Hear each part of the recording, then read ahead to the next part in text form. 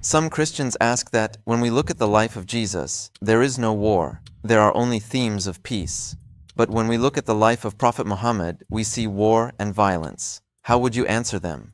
I would say that's a false notion because look, do not forget that Christian people believe that Jesus is part of the Trinity and therefore he was the author of the Old Testament.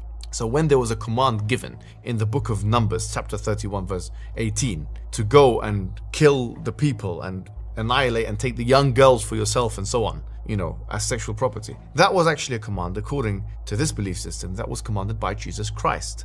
Now you cannot say that he was separate from the Trinity because the Old Testament author is Jesus, is the Holy Spirit, is the Father. All three of them are authoring this because they're all coming together and authoring this thing. So he's commanding the people to kill the young ones or the villages and so on. And then when he comes in the book of Revelation, he comes back, you'll find that he kills Jezebel the prostitute and he does that one. So this idea that he was some kind of peaceful figure, it's a false analysis. And the fact that they're comparing Jesus and Muhammad anyway shows you their weakness and their submissiveness and their insecurity and their fragility. Because why are they comparing someone they consider to be a god with someone we consider to be a prophet?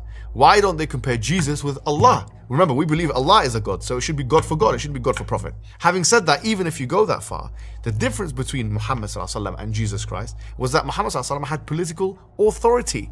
According to their testimonies, Jesus Christ didn't have political authority. In fact, he was whipped and crucified and humiliated, according to them. According to us, no, he wasn't. But according to them, he was whipped and humiliated. He wasn't tested with political authority. And when he is tested with political authority, when he comes back, he'll be killing the prostitutes and seeking vengeance. So it's a false assessment. It's like comparing the actions of a prisoner with that of a king and saying, well, this one is much more merciful than that one, or this one's no, because this person has a different analysis anyway to that one in the first instance. So on all these grounds and more, I think the question is entirely confused, totally muddled. And I think that those who make this claim can't actually live by the so-called principles of Christianity anyway. So-called slap your cheek and I'll give you my other cheek to slap. Those people, when it comes to the religious debates, are pacifist, but when it comes to the pragmatics of political and social life, are closer to us than they would like to admit.